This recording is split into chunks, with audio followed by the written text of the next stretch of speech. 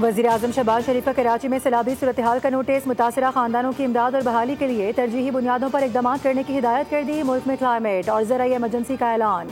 वफाकी वज़ीर एहसन इकबाल की सरबराही में कमेटी तश्कील दे दी गई। वफाकी काबीना इजलास में गुफ्तगू करते हुए वज़ीर-ए-आज़म ने कहा कि पंजाब में सैलाब ने तबाही मचाई है। सैलाब अब सिंध में भी दाखिल हो रहा है। पंजाब में हज़ारों एकड़ पर फसलें ज़ेर आब हैं। सैलाब से नुकसान के तखमीना लगाने की हिदायत की गई है। दुआ है कि सिंध में सैलाब से नुकसान कम हों।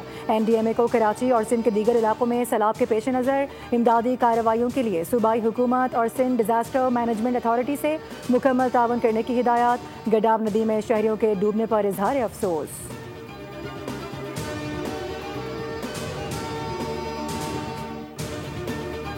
कराची में बारिश के बाद हड्डो डैम भरने के बाद मलीर और लियारी नदियां बिफर गईं। नश्तर बस्ती में 100 से जायद घरों को शदीद नुकसान पहुंचा। कीमती सामान तबाह हो गया।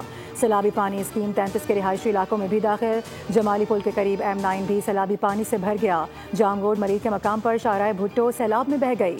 सराब गोट, हसन मनान कॉलोनी और गुलशन इकबाल में रेस्क्यू ऑपरेशन।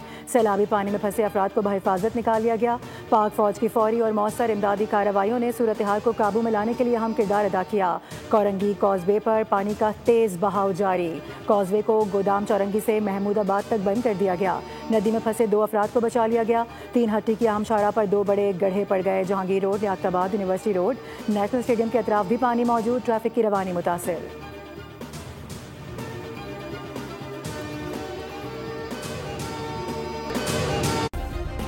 सब्सक्राइब करें और बेल दबाएं ताकि कोई खबर रह न जाए।